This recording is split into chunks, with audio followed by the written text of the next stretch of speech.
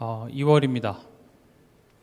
2026년 시작한 지 엊그제 같은데 벌써 이제 1월이 끝났죠.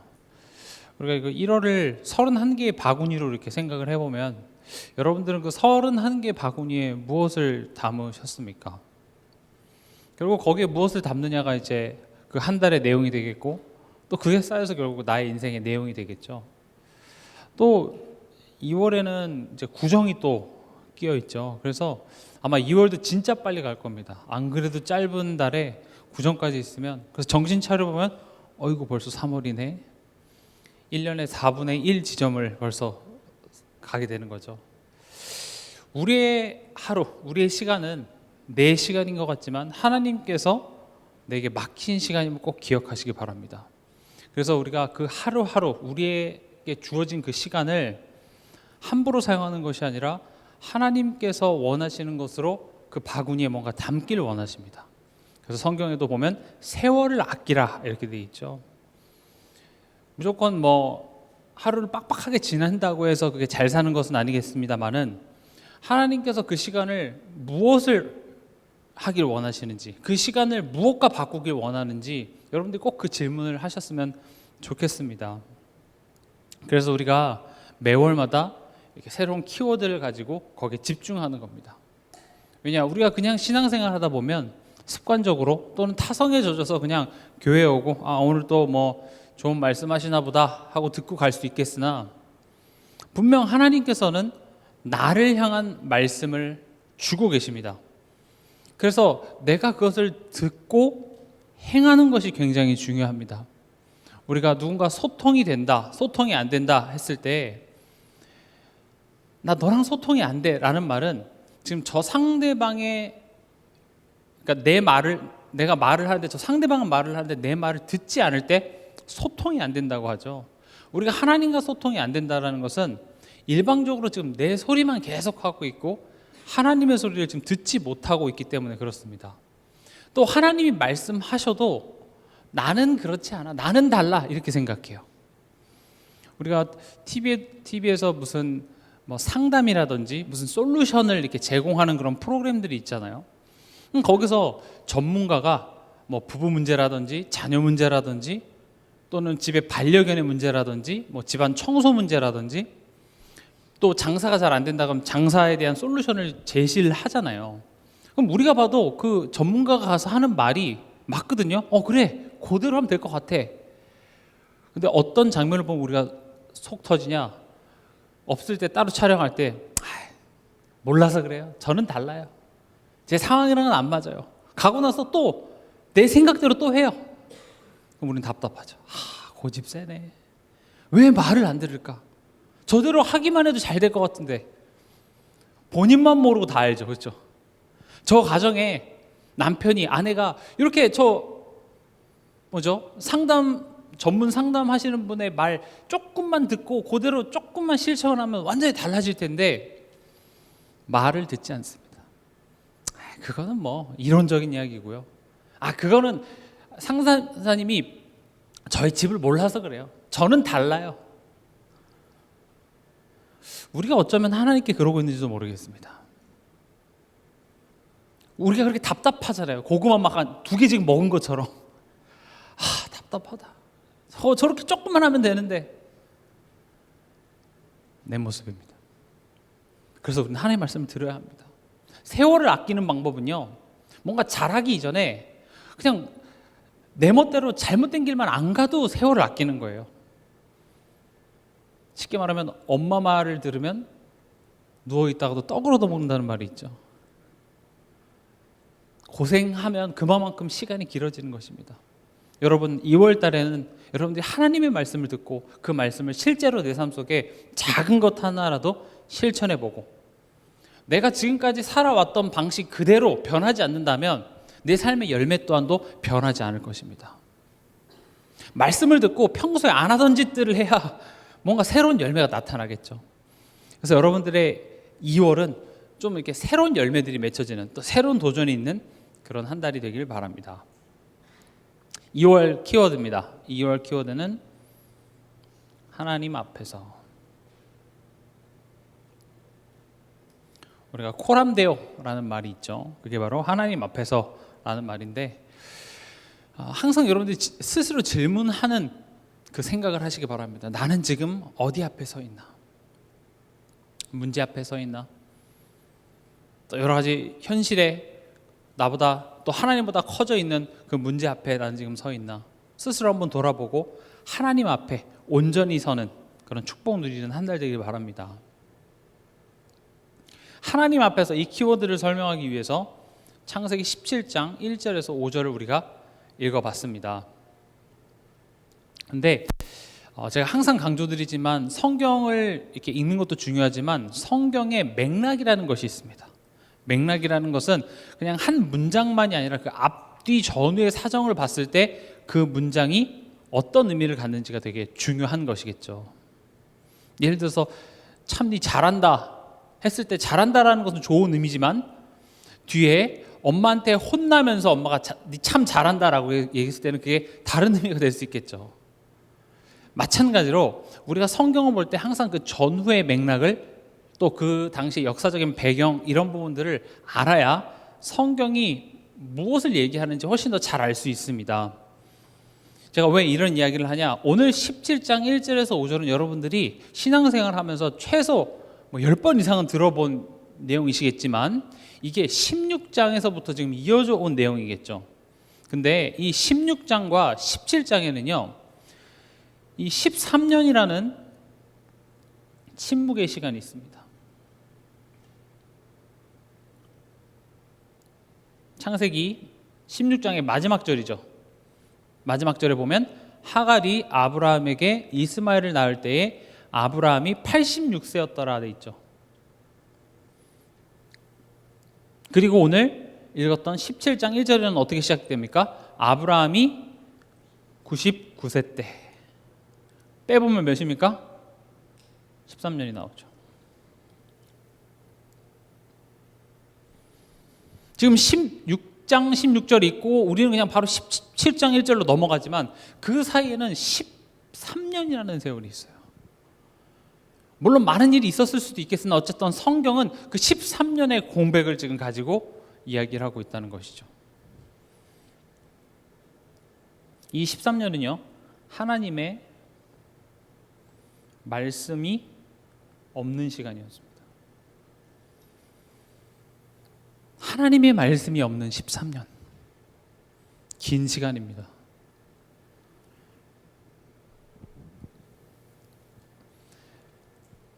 지금 이 하나님의 말씀이 끊겨지게 된 그 계기가 뭡니까? 아브라함이 하갈을 통해서 이스마엘을 낳고 나서부터 하나님의 말씀이 끊겼습니다. 그럼 이 13년의 시간 동안 슬픈 일만 있었겠습니까? 기쁜 일도 있었겠죠. 그렇잖아요. 내 뜻대로 인생이 잘 풀리는 순간도 있었겠고 잘 풀리지 않았던 순간들도 있었겠죠. 아브라함으로 따지면 가장 좋았던 순간이 언제겠습니까? 이스마엘을 낳았을 때 그렇게 좋았겠죠. 영영 나는 아들을 못 가질 거라고 생각했는데 아들을 가지니까 그 아들 보는 맛에 얼마나 좋았겠습니까? 근데요, 아들 낳고 그 아들 보는 재미로 매일 살았는데 어느 날부터인가 사레와 하갈의 갈등이 시작이 된 겁니다. 그 두 사람의 갈등이 이제 그 불똥이 누구한테 튀는 거예요? 네, 자기한테 튀는 거예요. 16장에 보면 사레가 아브라함한테 맨날 와서 막 바가지를 막 긁어대죠. 그러니까 아브라함이 참다가 네 마음대로 해. 그래서 사레는 정말 하갈을 학대를 합니다. 성경에 학대라는 단어가 나옵니다. 학대를 하고 하갈이 그것을 못 참아서 집에 나오고 집안에서 지금 전쟁이 시작이 되는 거죠. 우리가 얘기할 수 있습니다. 사는 게 다 그렇지 내 뜻대로 되는 순간도 있고 내 뜻대로 안 되는 순간도 있고 기쁜 순간도 있고 슬픈 순간도 있고 그게 인생 아니겠습니까? 그런데 지금 오늘의 포인트는 뭐냐? 하나님의 말씀이 없는 그 시간이라는 겁니다. 맞아요. 우리 삶 속에 하나님의 말씀 안 들었다고 슬픈 일만 있겠습니까? 때로는 그냥 소소한 일상의 행복들이 있겠죠. 배고팠는데 맛있는 거 먹으면 기분 좋고 오늘따라 잠을 잘 자고 일어나면 또 기분 좋고 그런 순간들이 있겠습니다만은 하나님의 침묵했던 그 13년, 이게 사실은 포인트인 겁니다.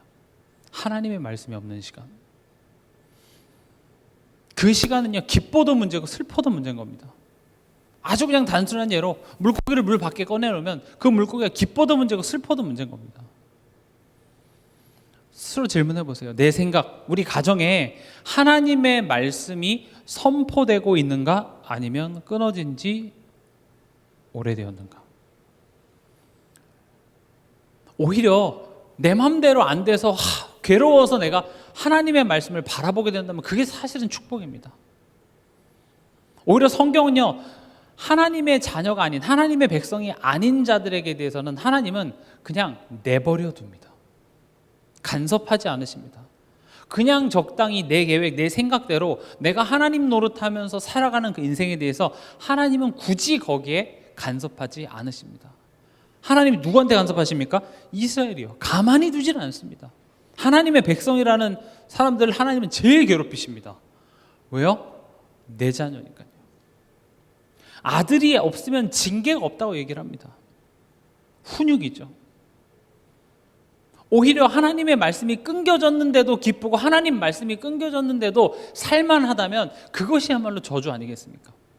하나님은 오히려 그런 삶 속에 내 뜻대로 내 마음대로 인생이 풀리지 않도록 자꾸 막아내셔서 하나님의 말씀에 우리를 기울이게 하신다.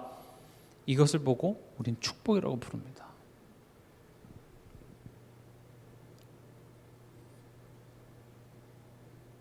이 13년과 같이요, 이렇게 문제와 어려움 속에 하나님은 아무 말도 안 하시고 또 아무 역사도 안 일으키시는 것만 같은 시간들이 있습니다. 하나님 좀 역사해 주세요. 하나님이 좀 응답해 주세요. 하나님은 아무것도 안 해요. 그러니까 우리는 어떻게 합니까? 더 내 마음대로 하죠. 더 하나님 바라보지 않고. 그게 악순환이 되는 겁니다. 근데요, 사실은 하나님이 일을 안 하신 것이 아니라 내가 애초에 하나님을 듣지 않고 있었다는 사실입니다. 지금 아브라함이요, 하나님이 뭐라 그랬습니까? 사라를 통해서 아들 준다고 얘기했습니다. 그렇죠? 근데 그것을 듣지 않고 믿지 않고 하가를 통하여서 아들을 낳은 게 누구예요? 아브라함이에요. 결국 하나님 말 듣지 않고 하나님 말 신뢰하지 않아서 내 멋대로 결정하고 내 멋대로 선택한 거예요. 그리고 내가 내 멋대로 한 그 선택이 결국 나를 지금 힘들게 하고 있는데 우린 불평하는 거죠. 하나님 왜 이거 해결해 주지 않으세요? 하나님 내가 지금 이렇게 어지럽힌 거 하나님 왜 뒤처리 안 해주세요? 해주실 수는 있죠. 근데 언제까지 그래야 되겠습니까? 지금 내 삶 속에 하나님이 역사하지 않으시죠? 왜 내 기도에는 하나님 응답하지 않으시죠? 하나님 왜 우리 가정, 내 삶 속에 하나님이 적극적으로 개입하셔서 물을 포도주로 바꾸신 것처럼 뭔가 이렇게 다이나믹한 어떤 그런 변화들을 일으켜 주세요. 왜 안 하십니까? 그러니까 내 기도에 응답을 안 하시는 것만 같아요. 어차피 역사 안 하실 거면 나도 굳이 불편하게 서로 불편하지 않도록 저도 그냥 제가 알아서 할게요, 하나님. 그래서 더 이게 악순환이 되는 겁니다. 사실은 하나님의 방관이 아니라 내가 지금 하나님을 무시하고 있는 순간일 수도 있습니다. 내 인생의 중요한 결정, 어떤 선택에서 여러분들이 정말 하나님 뭘 하길 원합니까? 간절하게 질문해 보신 적 있습니까?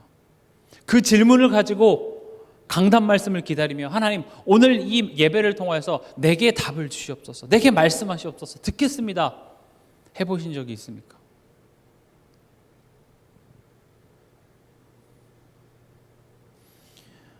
이 침묵의 시간은요, 다시 하나님 앞에 서게 하시는 준비의 시간이었습니다.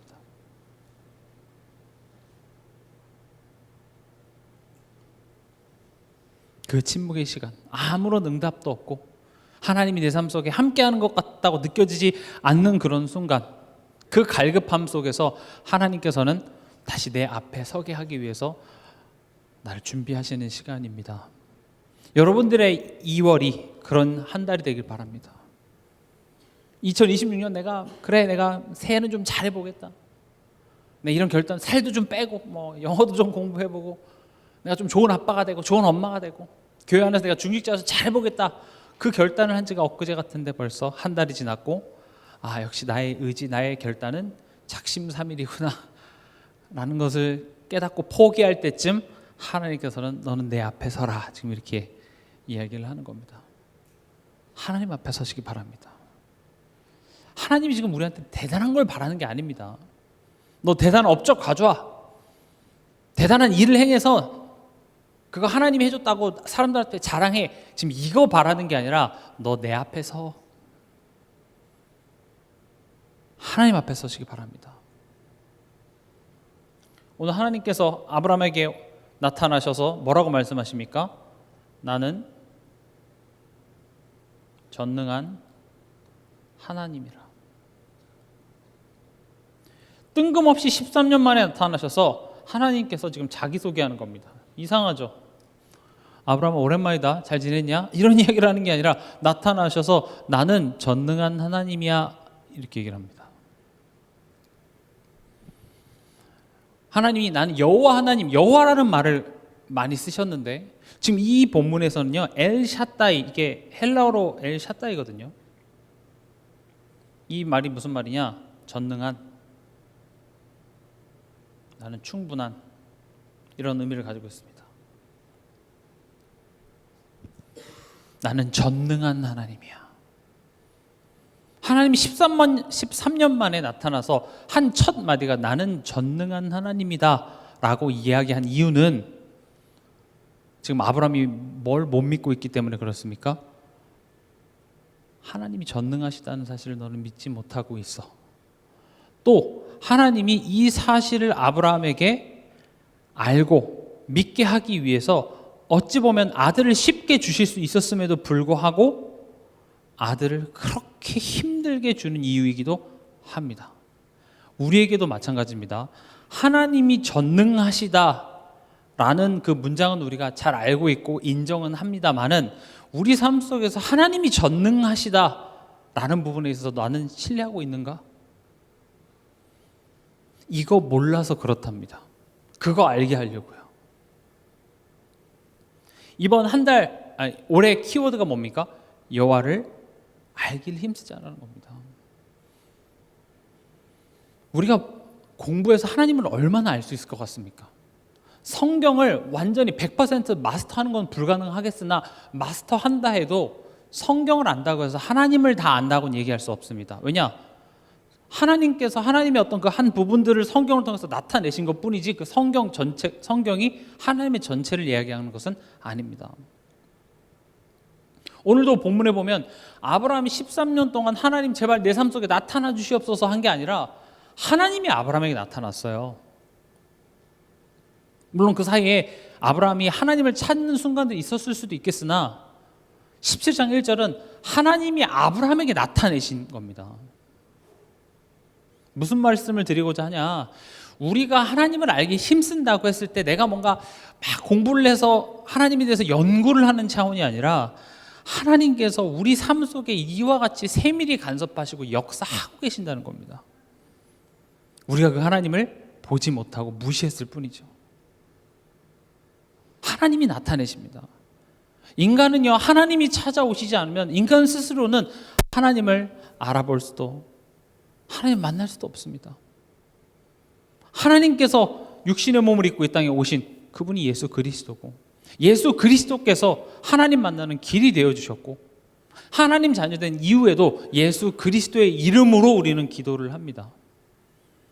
하나님을 힘입어야 돼요. 기억하시기 바랍니다. 여호와를 알길 힘쓰자, 그 말은 한번 공부 좀 해보자가 아니라 우리 삶 속에 이와 같이 자기 자신을 나타내시는 하나님을 우리가 알아차리자 이겁니다. 물론 가장 중요한 것은 예배를 통하여서, 말씀을 통하여서 우리는 하나님에 대해서 알아야 합니다. 그러나 하나님은 강단 말씀에만, 그 강단 말씀으로만 우리에게 말씀하시는 것이 아니라 우리 삶의 모든 것을 가지고 우리에게 말씀하시는데, 우리가 정식적으로 옷 차려입고 주일날 예배 와서 직접적으로 선포되어지는 말씀에서조차도 내가 말씀을 듣지 못하는 사람이 어찌 삶 속에서 하나님의 그 세밀한 음성을 들을 수 있겠습니까? 이해가 되시죠? 그래서 최소한 내가 적어도 강단에서 선포되어지는 그 말씀 정도는 내가 그걸 통해서 내게 주시는 말씀을 들을 수 있어야 삶 속에서 하나님이 지금 내 삶 속에 이렇게 역사하시는구나, 내 삶 속에 이렇게 얘기하시는구나, 이게 들린다고요. 이해가 되시죠? 그래서 예배가 중요한 것이고, 우리가 지금 뭐 동산교회 막 대단한 교회 만들어서 막 이 지역의 최고의 교회 만드십시오, 우리 지금 그거 하자는 겁니까? 아닙니다. 이 동산교회는 건물입니다. 그냥 사람이 만든 조직입니다. 이 동산교회는요, 결국 하나님이 여러분 한 사람 한 사람의 인생을 하나님이 원하는 사람으로 만들기 위한 하나의 발판인 것 뿐이에요. 왜냐하면 우리 혼자 힘으로는 안 되거든요, 잘. 그래서 여러분들이 동산교회를 잘 이용하셔야 돼요. 아, 이 교회를 통해서 지금 하나님이 나를 성장케 하시는구나, 나를 자라게 하시는구나. 하나님 앞에 선다라는 것은 지금 하나님께서 아브라함에게 나타나셔서 자기소개를 하셨다시피 하나님 앞에 선다는 것은 하나님이 어떤 분이신지를 기억하는 겁니다. 아, 그렇지, 하나님 전능하신 하나님이지. 우리는 항상 이것에 도전을 많이 받습니다. 우리 항상 걱정이 뭡니까? 염려가 뭡니까? 내 미래에 대한 것들이잖아요. 아, 이렇게 계속 살면 오늘은 어떻게 밥은 먹었지만 내일은 또 이와 같이 먹을 수 있을까? 내일 모레는 1년 후는 6년 뒤는 우리는 그런 염려가 들죠. 기억하시기 바랍니다. 나는 전능한 하나님이다. 전능한 하나님이 나의 하나님이십니다. 그 하나님이 나를 사랑하십니다. 하나님 앞에 선다는 것은요, 나의 시선이 어딜 향해 있는지 점검하는 것입니다.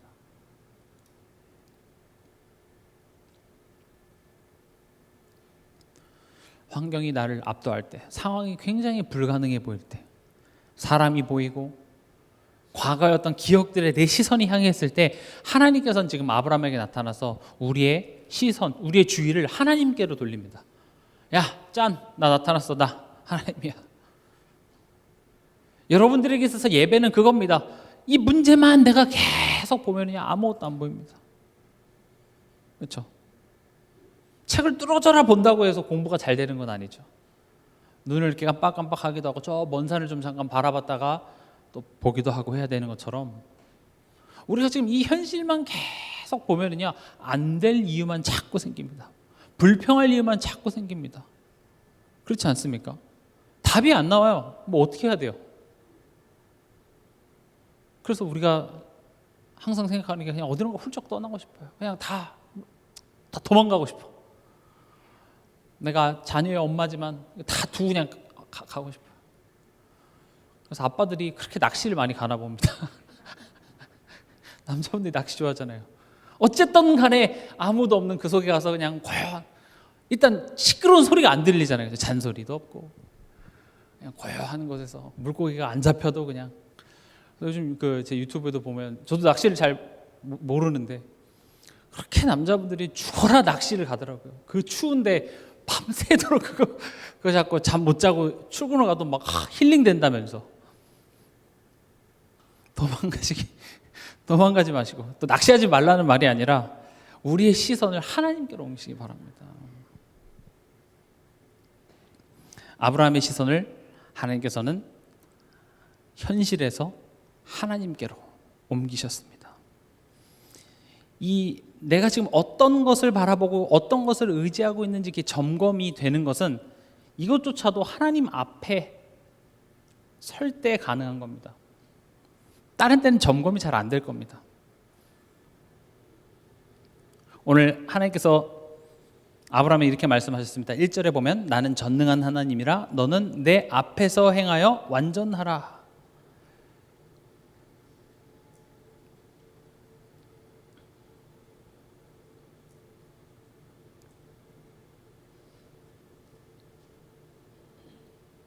여기서 완전하라는 말은 도덕적으로 죄가 하나도 없는 완벽한 상태를 의미하는 것이 아니라 히브리어로 탐임이라고 합니다. 무슨 말이냐? 나뉘지 않은 마음, 온전한 신뢰.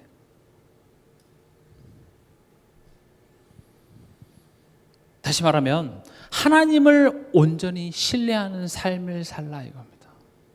네 마음이 내 앞에서 나뉘어지지 않길 바래. 나만을 온전히 신뢰했으면 좋겠어. 우리가 한 마음으로 두 주인을 사실 섬길 수는 없습니다. 내가 지금 어떤 문제나 이런 상황에 내 마음이 빼앗겨 있다면 우리는 하나님을 지금 믿지 못하고 있는 것입니다. 흑백 논리라고 봐도 괜찮습니다. 나뉘지 않는 마음, 나를 온전히 신뢰해라. 내 앞에서 행하여 완전하라. 하나님 그 이야기를 하십니다. 그 말은 뭡니까? 하나님 믿지 못하는 문제라고 이야기를 하는 겁니다. 그래 맞아, 내가 하나님 믿지 못하는 문제구나.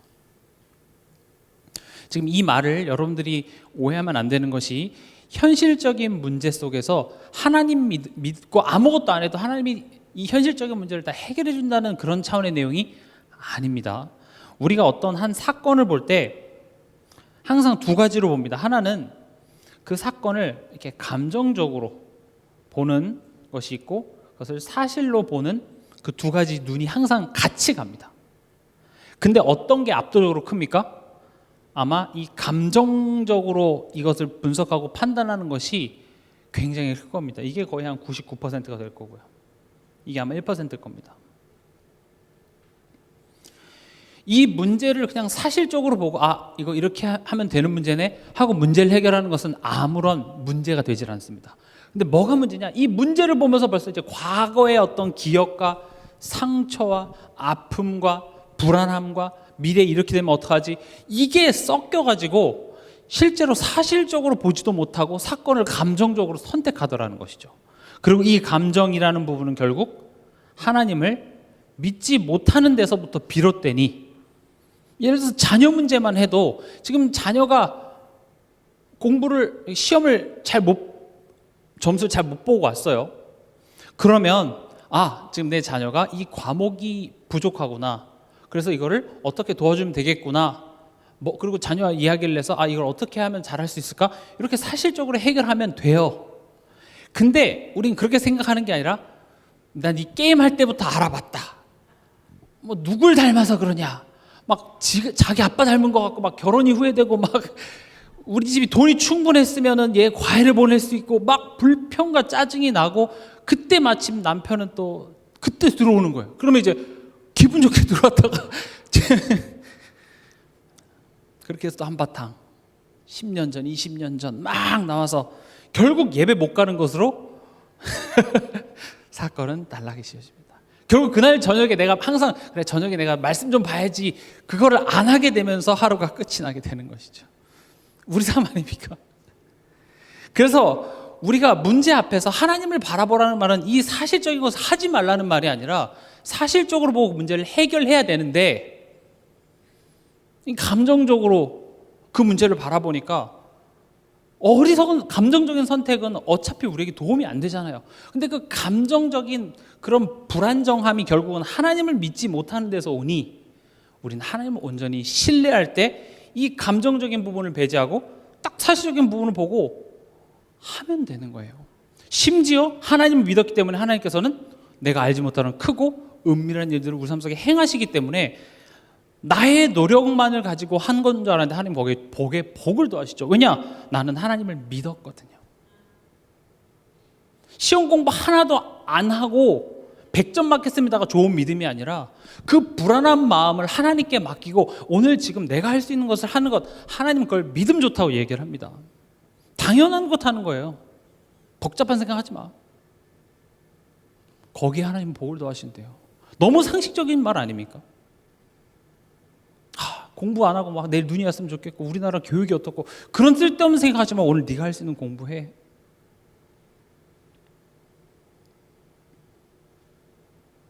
하나님을 온전히 신뢰하는 삶을 살라 이렇게 말씀하십니다. 그러면서 2절에 내가 내 언약을 나와 너 사이에 두어 너를 크게 번성하게 하리라 하시니 이렇게 돼 있죠.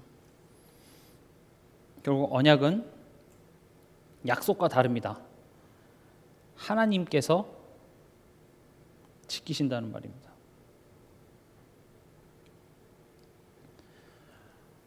내가 그 약속을 이행할 거야. 난 반드시 지켜. 그게 언약인데 왜 이 이야기를 하냐?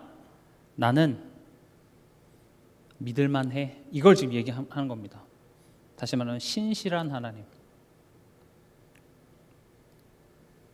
나 약속 반드시 지켜. 이게 내가 언약을 두어 지금 이 말입니다. 너 나 지금 못 믿고 있잖아. 나 전능한 하나님이고 너가 나를 온전히 신뢰했으면 좋겠어. 하나님 지금 14년 만에 찾아와서 그렇게 얘기하는 겁니다. 내가 너한테 그렇게 얘기했잖아. 약속도 했잖아. 하늘의 별도 보여줬잖아. 축복도 줬잖아. 근데 결국 나 못 믿고 하갈을 통해서 이스마엘 해서 그거 좋다고 하고 있는 그 아브라함에게 13년 만에 나타나서 야, 나 전능한 하나님이야. 내가 너한테 약속한 거 나 반드시 지키는 하나님이야. 나 믿을만해. 하나님은 우리 삶 속에 계속 우리에게 그렇게 설득하십니다. 나 믿을만해. 여호와를 안다라는 것은 하나님 믿을만하구나 라는 사실을 우리가 조금씩 알아가는 겁니다. 머리로 아는 것 말고요. 정말 믿을만하다 그래서 그 하나님께 맡길 수 있는 겁니다. 그런 거 이렇게 수련회나 가면 이런 거 많이 하더라고요. 이렇게 앞사람이 이렇게 뒤로 이렇게 누우면 뒷사람이 그거를 이렇게 잡아주는 거예요. 뒷사람을 신뢰한다면 앞사람은 뒤로 딱 누울 수 있어야 돼요. 그래서 이제 그거를 이렇게 중고등부 아이들 데리고 이렇게 하는데 시작하기 전에 뒤로 누워가지고 준비가 안 되는데 막 다치기도 하고 하는데 믿는다고 하면서 내가 눕지 못한다는 것은 믿지 못하는 겁니다. 내가 너 받을 수 있어. 높은 곳에 있는 자녀 뛰어내려. 아빠가 받아줄게. 아빠 믿어. 그런데 뛰어내리지 못하는 것은 신뢰하지 못하는 것이죠. 우리도 하나님을 믿는다고 하지만 실제 내 삶 속의 문제와 어려움 앞에서 내가 믿지 못하고 있다는 사실조차도 인지를 못하고 있으니 하나님은 알게 하시는 겁니다. 내가 하나님을 신뢰하지 못하고 있구나. 그걸 한번 뛰어보라는 겁니다. 저 높은 데서 못 뛰겠어? 그러면 이 낮은 데서 한번 뛰어보자. 그래서 하나님이 정말 믿을만하다라는 사실을 우리 삶 속에서 알아가기를 원하는 게 나를 향한 하나님의 뜻입니다. A 지역으로 이사 가야 됩니까? B 지역으로 이사 가야 됩니까? 이 직장을 가야 됩니까? 저 직장으로 가야 됩니까? 그런 선택의 기로에서 하나님의 뜻을 찾지 말고 하나님의 뜻은 나에게 있습니다. 하나님은 내가 하나님을 조금 더 신뢰하기를 원합니다. 탐임, 나뉘지 않는 마음. 그 한 사람이 되길 원합니다. 더 쉽게 말하면 하나님의 뜻은 내가 바뀌기를 원합니다. 이 상황을 바꿔서 나를 편하게 해주고 저 사람을 바꿔서 나를 좀 덜 힘들게 하는 것이 하나님의 뜻이 있는 것이 아니라 때로는 그 힘든 사람을 통해서라도 나를 바꾸길 원하고 이 환경, 이 상황을 통해서 하나님은 나를 성장시키기 원하는 것이 하나님의 뜻이라는 것이죠. 아브라함은 그 하나님의 말씀에 엎드립니다. 3절에 아브라함이 엎드렸더니 결국 엎드린다라는 것은 하나님 앞에 내가 항복하는 겁니다. 하나님 앞에 항복하시기 바랍니다. 내가 뭐 해보려고 해도 결국 안 되잖아요. 하나님 앞에 항복하시기 바랍니다. 나의 죽음입니다. 결국 우리의 신앙의 목적지는 갈라디아서 2장 20절입니다. 잘 아시죠? 내가 예수와 함께 십자가에 못 박혔나니 이제 내가 사는 것이 아니라 내 안에 계신 그리스도께서 사는 것이라. 하나님이 지금 우리를 끌고 가고자 하는 그 목적지는 뭐냐? 내가 주인 된 것이 아니라 그리스도께서 내 삶의 온전히 주인으로서 통치하시는 하나님 나라. 그 하나님 나라가 내 안에 온전히 이루어지기 원하는 것이 하나님의 뜻입니다. 우리 어렸을 때 많이 불렀던, 특히 헌금하면서 불렀던 찬양이 있죠. 돈으로도 못 가요 하나님 나라. 맘 착해도 어여뻐도. 그럼 어떻게 하나님 나라 갑니까? 거듭나야 가는 나라. 거듭나는 건 무슨 말입니까? 다시 태어나. 지금 이 하나님 나라를 죽어서 가는 천국만으로 이해하지 마시고 하나님의 온전한 통치를 받는, 그 하나님의 온전한 통치 속으로 들어가기 위해서는 결국 내가 주인 노릇하는 내가 죽어야 됩니다. 그게 다시 태어나줘야 돼요. 그래서 우리 삶 속에는 이와 같이 내가 죽고 하나님이 맞았습니다, 이런 항복들이 계속 일어나야만 돼요. 내가 틀렸습니다, 내가 어리석고 하나님의 무조건 옳습니다, 이게 인정이 되어지는 그 현실을 우리는 계속 살아가게 되고, 그게 되면 될수록 내 안에 하나님의 나라가 온전해지는 겁니다. 근데 이런 내용들이 어렵잖아요. 그래서 쉽게 감사하라는 겁니다. 내가 죽고 내가 예수와 함께 죽고, 이런 복잡한 내용 얘기하기 힘드니까 지금 이 상황에 감사할 것은 없어요. 내 수준으로, 내 생각으로, 내 기준에 봤을 때는 감사할 게 아무것도 없으나, 하나님이 일하고 계시기에, 하나님이 나보다 더 뛰어나시고, 하나님이 나를 사랑하시고, 하나님이 내 갈 길을 아시니 나는 그 하나님을 감사하는 것이 내가 죽는 가장 쉬운 실천의 방법이기도 합니다. 내가 죽어야 합니다. 그건 말은 알겠으나 그럼 어떻게 해야 됩니까? 감사하시기 바랍니다. 또 제가 계속 요즘에 얘기하고 있죠. 오히려 좋아. 이런 고백들을 하세요. 좋은 게 하나도 없을 수 있습니다. 맞습니다. 좋은 게 없으면 하나님 좋아요. 하나님께 고백해도 괜찮습니다.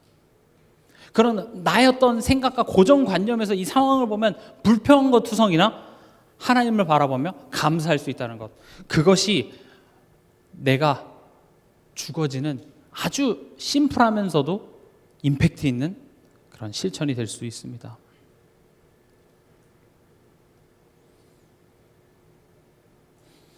(4절에) 보라, 아브라함이 그렇게 3절에 엎드렸더니 하나님이 또 그에게 말씀하십니다. 4절에 보라, 내 언약이 너와 함께 있으니 너는 여러 민족의 아버지가 될지라. 이제 후로는 내 이름을 아브라함이라 하지 아니하고 아브라함이라 하리니 이는 내가 너를 여러 민족의 아버지가 되게 함이니라. 이렇게 되어 있습니다. 내 언약이 너와 함께. 이렇게 문장 읽으면은 그냥 좋은 말이네, 나랑 함께 한다는 말이니까 좋은 말 맞습니다. 너는 내 약속을 품은 자다. 여기까지 좋은 말이죠. 근데 하나님 뭘 약속했습니까? 너를 열국의 아버지로 만들겠답니다. 내가 너 만들어낼 거야. 내가 너 반드시 빚어낼 거야. 나 너 반드시 대학 보낼 거야. 난 널 그 훌륭한 사람으로 만들어낼 거야. 그런 나의 결단과 나의 고집이 너의 삶 속에 아주 집요하게 따라다니면서 나는 너를 괴롭히고 잔소리할 거고, 그래서 난 너를 만들어낼 거야라는 무시무시한 말이기도 합니다. 너의 삶 자체가 곧 나의 언약의 증거다. 여러분, 절대 믿음과 삶을 따로 분리해서 생각하면 안 됩니다. 믿었기 때문에 삶은 마음대로 살아도 된다는 것이 아니라 결국 내가 무엇을 믿고 무엇을 바라보느냐가 우리 삶의 열매로 나타나게 되어 있습니다. 우리의 삶의 열매가 좋지 않다고 해서 구원이 탈락되는 것은 아니나 그 삶의 열매를 보면서 자꾸 나의 믿음을 점검해야 합니다. 쉽게 이야기를 해서 우리가 생각한 것이 결국은 나의 행동이 되고 그 행동들이 모여서 현실이 되죠. 그렇죠? 내가 자꾸 생각한 것이 행동으로 나가잖아요. 그럼 우리가 이 현실을 보면서 내 왜 현실은 이렇습니까? 라고 불평하는데, 사실은 그 현실을 보면서 내가 지금 잘못된 행동을 하고 있구나를 볼 수 있어야 되고, 그런 잘못된 행동은 내가 지금 잘못된 생각을 하고 있구나, 이렇게 돌아봐 줘야 되는데 우리는 이 현실만 가지고 불평하고 있다고요. 왜 나는 항상 빵점을 맞습니까? 왜 나는 국어 점수 이렇게 낮습니까? 그 현실을 보면서 내가 공부를 안 했구나. 공부할 때마다 10분만 놀자, 20분만 놀자, 그렇게 내가 잘못된 생각을 했구나 하면서 이것을 돌아봐야 돼요. 이게 결국 열매잖아요. 그렇죠? 그러면 기독교인으로서 흠없는 생활을 하라는 것을 지금 강조드리는 것이 아니라 우리의 삶 자체가 결국은 열매라는 것이죠. 그래서 내 삶에 좋지 않은 열매들이 나타난다면 스스로 내가 지금 어떤 선택을 하고 있는지, 또 그 어떤 생각에서 그런 선택이 나오는지를 점검해 봐야 우리의 삶의 열매들이 다르게 맺혀지겠죠. 왜 이게 중요하냐? 하나님은 나의 삶을 통하여서 하나님을 드러내기를 원하십니다. 그래서 전도는 입으로만 하는 게 전도의 전부가 아닙니다. 진짜 전도는 내 삶으로 하는 것입니다. 너를 보니 하나님이 살아있는 것 같다. 엄마를 보니, 아빠를 보니 정말 하나님이 전능하신 하나님 맞네요. 이거를 나타내길 원하는데 내 현실의 그 열매는 그게 나타나지 않는다는 거죠. 왜냐? 내가 애초에 그 생각 자체를 안 하고 있기 때문에 그렇습니다. 여러분, 내가 끊지 못하는 이런 악습들, 내 삶 속에 안 되는 그런 부분들 있잖아요. 이거 정말로 하나님 앞에서 내가 지금 치유받지 못하면요, 내 자녀가 미래에 풀어야 될 숙제가 됩니다. 그래서 내가 먼저 그 문제에 대하여서 빨리 내가 치유받아야 돼요. 나한테 있는 그 고질적인 문제들 있잖아요. 그거 그대로 내 자녀에게 숙제로 전달됩니다. 그래서 여러분들이 지금 내 현실에 나의 그 상태를 빨리 판단하시고, 내가 지금 어떤 행동을 하고 있지? 어떤 생각을 하고 있지? 나 자신을 점검하셔야 됩니다.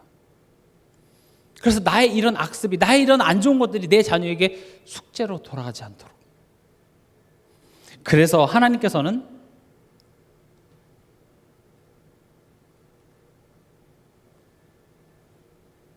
내 언약이 너와 함께 있다는 것은 내가 너를 그런 사람으로 빚어 나갈 거야.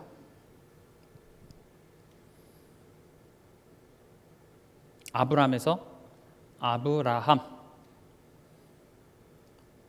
신분을 변화시켜줬지만 신분에서 끝나는 것이 아니라 그런 실력 가진 한 사람이 되도록 아브라함의 인생을 지지고 볶고 하시더라는 것입니다. 그래서 기억하시기 바랍니다. 내 삶 속에 여러 가지 문제와 사건들은 하나님이 지금 나를 빚어가시는 것입니다. 내 삶 속에 하나님을 아는 그 열매가 맺히도록 나를 변화시키시는 하나님의 의지입니다. 그래서 너는 이제부터 아브라함이라고 하지 않고 난 널 아브라함이라고 할 거야 하면서 아브라함답게 우리의 삶을 개입하셔서 인도하신다는 그런 내용입니다. 말씀을 맺겠습니다. 다시 하나님 앞에서, 여러분 다시 하나님 앞에 서시기 바랍니다.